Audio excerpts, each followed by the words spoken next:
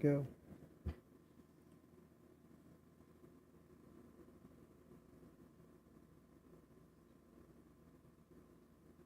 This is the story of a man named Stanley. Stanley worked for a company in a big building where he was employee number 427. Employee number 427's job was simple. He sat at his desk in room 427 and he pushed buttons on a keyboard. Orders came to him through a monitor on his desk, telling him what buttons to push, how long to push them, and in what order. This is what employee 427 did every day of every month of every year. And although others might have considered it soul-rending, Stanley relished every moment that the orders came in, as though he had been made exactly for this job. And Stanley was happy. And then one day, something very peculiar happened. Something that would forever change Stanley. Something he would never quite forget. He had been at his desk for nearly an hour when he realized that not one single order had arrived on the monitor for him to follow. No one had showed up to give him instructions, call a meeting, or even say hi. Never in all his years at the company had this happened, this complete isolation. Something was very clearly wrong. Shocked, frozen solid, Stanley found himself unable to move for the longest time. But as he came to his wits and regained his senses, he got up from his desk and stepped out of his office.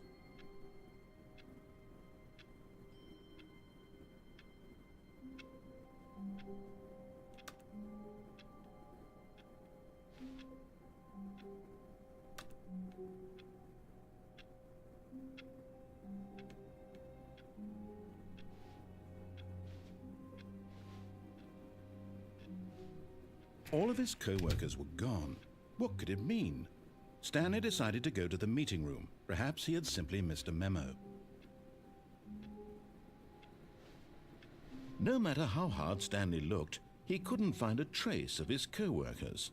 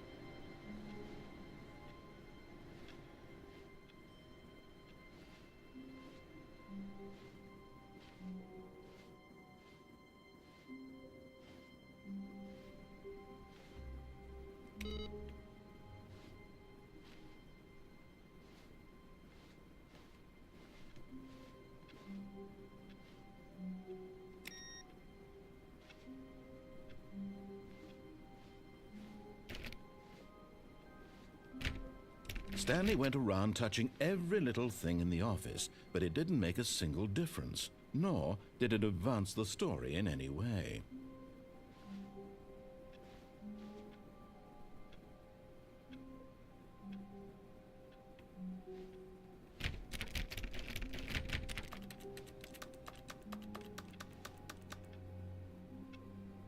What's all that out there?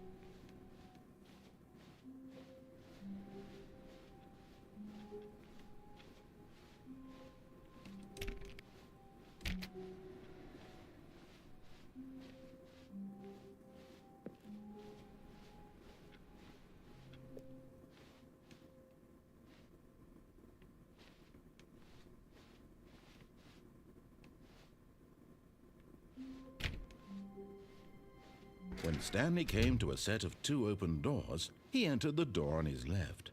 This was not the correct way to the meeting room, and Stanley knew it perfectly well. Perhaps he wanted to stop by the employee lounge first, just to admire it.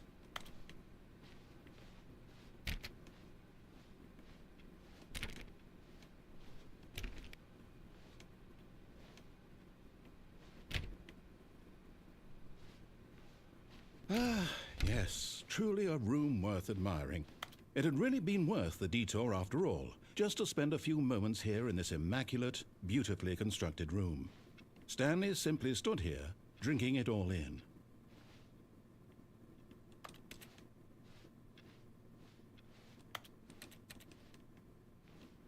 Yes, really, really worth it being here in the room. A room so utterly captivating that even though all your co-workers have mysteriously vanished, here you sit looking at these chairs and some paintings. Really worth it.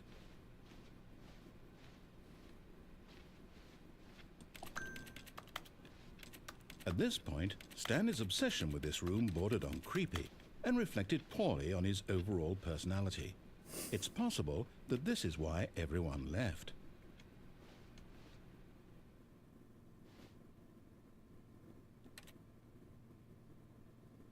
Stanley sat around waiting for more dialogue, but when a long time had passed and there was no more, he decided that the game was trying to send him a message.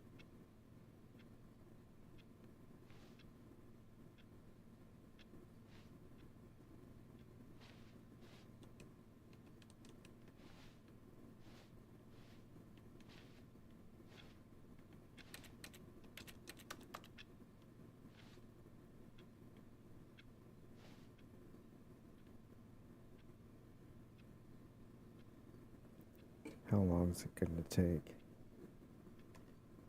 I'll stay here all night, Mr. Narrator. I know you got something more to say to me.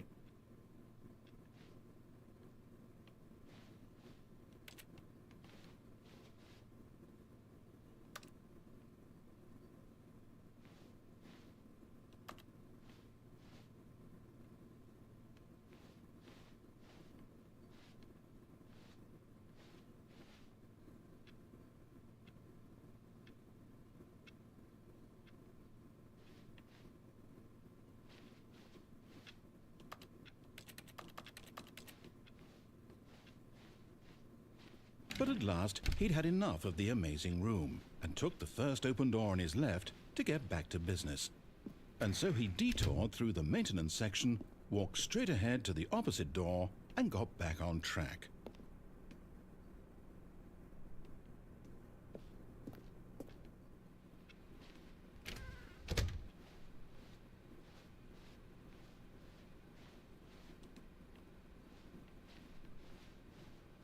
Oh, I don't think I meant to come through there.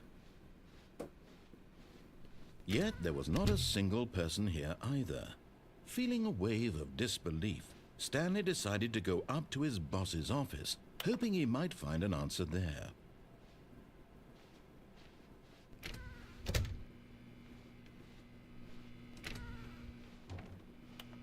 Stanley stepped into the broom closet, but there was nothing here, so he turned around and got back on track.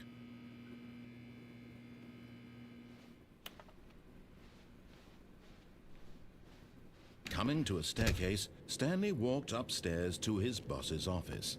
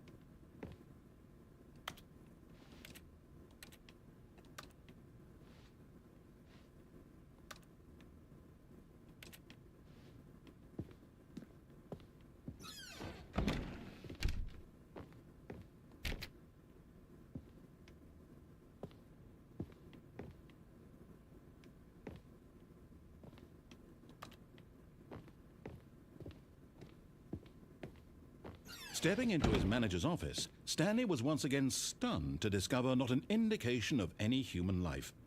Shocked, unraveled, Stanley wondered in disbelief who orchestrated this. What dark secret was being held from him? What he could not have known was that the keypad behind the boss's desk guarded the terrible truth that his boss had been keeping from him. And so the boss had assigned it an extra secret PIN number, 2845. But of course, Stanley couldn't possibly have known this.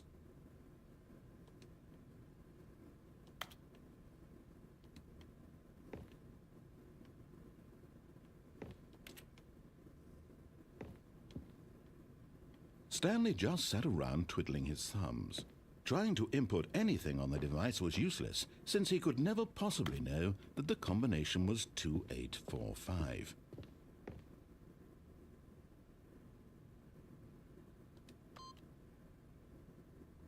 Two, 845.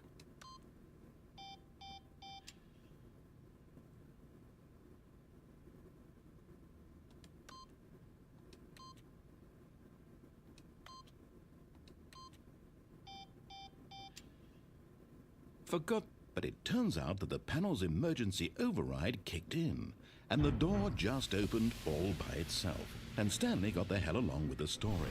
Well, whoop-de-doo.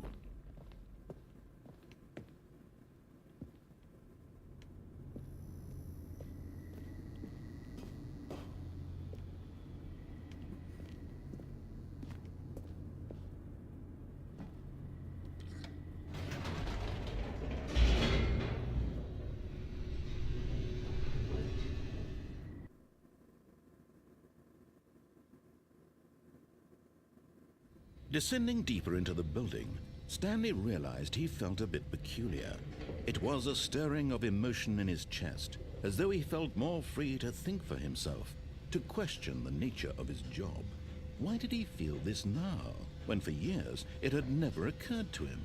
This question would not go unanswered for long.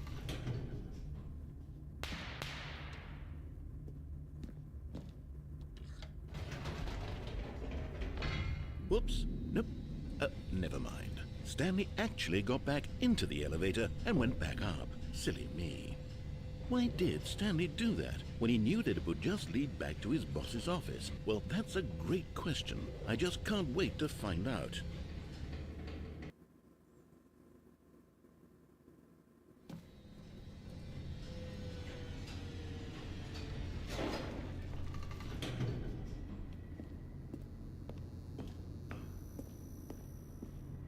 Here we are, Stanley. It's your boss's office. Exactly the way it was before you got onto the elevator. It's still just exactly what it is. What a decision you've made to come up here and look at the office again.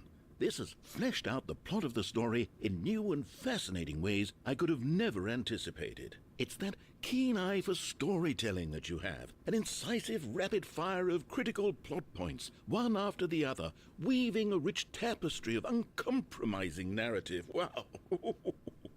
I'm bolted to the edge of my seat.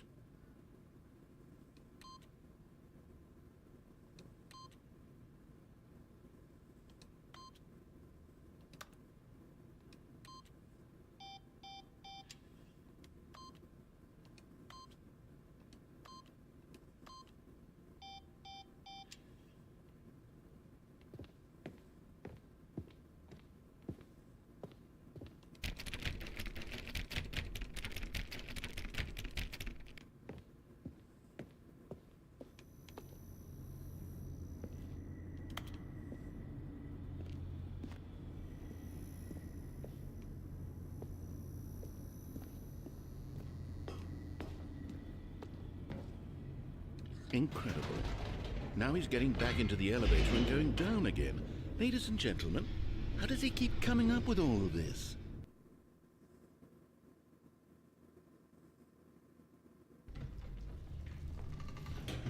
Surely this time Stanley will walk forward into the spooky corridor, won't he? Stanley walked straight ahead through the large door that read Mind Control Facility. Although this passageway had the word escape written on it, the truth was that at the end of this hall, Stanley would meet his violent death.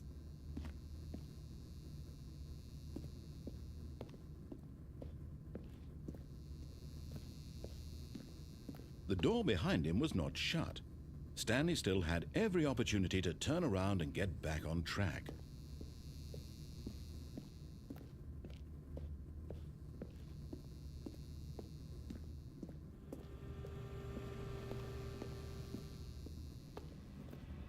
But of course, Stanley thought better of it and realized he simply had too much to live for.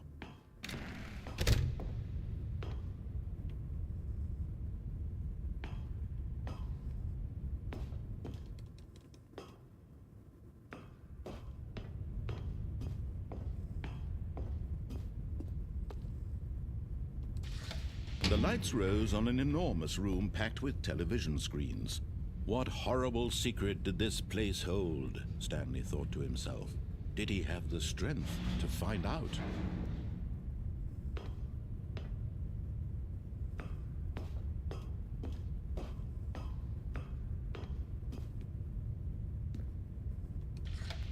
Now the monitors jumped to life, their true nature revealed.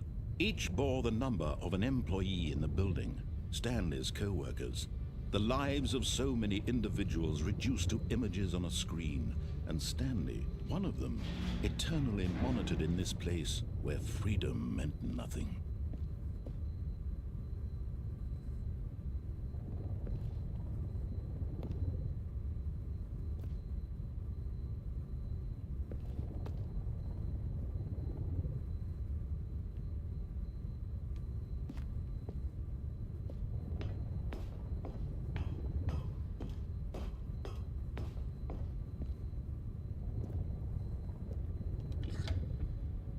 This mind control facility, it was too horrible to believe. It couldn't be true. Had Stanley really been under someone's control all this time? Was this the only reason he was happy with his boring job? That his emotions had been manipulated to accept it blindly?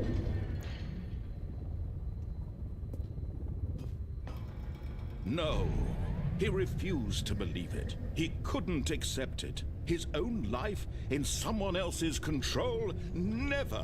It was unthinkable, wasn't it? Was it even possible? Had he truly spent his entire life utterly blind to the world? But here was the proof, the heart of the operation.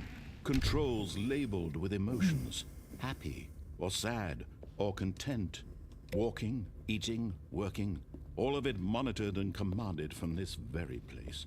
And as the cold reality of his past began to sink in, Stanley decided that this machinery would never again exert its terrible power over another human life. For he would dismantle the controls once and for all.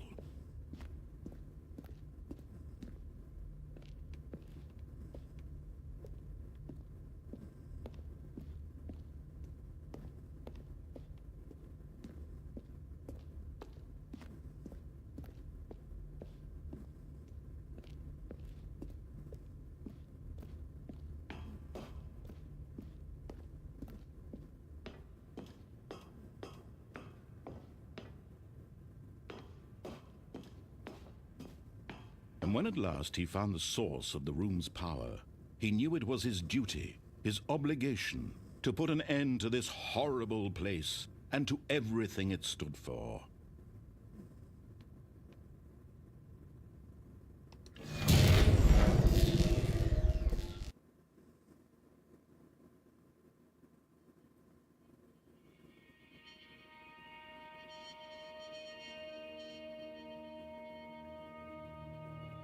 Blackness, and a rising chill of uncertainty. Was it over? Yes! He had won! He had defeated the machine, unshackled himself from someone else's command. Freedom was mere moments away.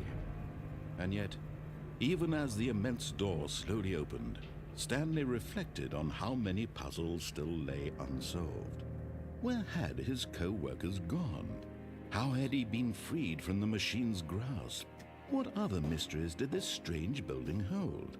But as sunlight streamed into the chamber, he realized none of this mattered to him, for it was not knowledge or even power that he had been seeking, but happiness. Perhaps his goal had not been to understand, but to let go. No longer would anyone tell him where to go, what to do, or how to feel. Whatever life he lives, it will be his. And that was all he needed to know. It was perhaps the only thing worth knowing. Stanley stepped through the open door. Stanley felt the cool breeze upon his skin, the feeling of liberation, the immense possibility of the new path before him. This was exactly the way, right now, that things were meant to happen. And Stanley was happy.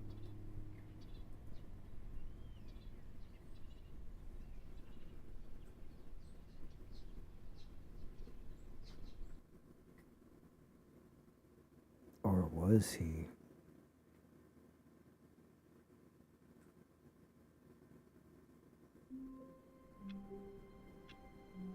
Apparently not. Have a beautiful evening.